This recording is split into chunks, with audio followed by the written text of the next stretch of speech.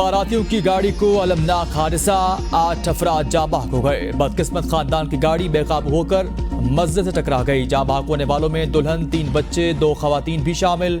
दुल्हे समेत जख्मियों को अस्पताल मुंतकिल कर दिया गया।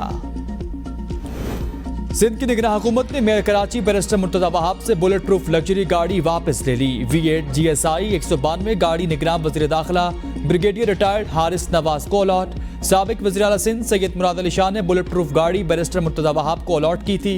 बुलेट प्रूफ लग्जरी गाड़ी साबिक वज़ीर दाखिला सोहेल अनवर सियाल के भी ज़ेरे इस्तेमाल रही।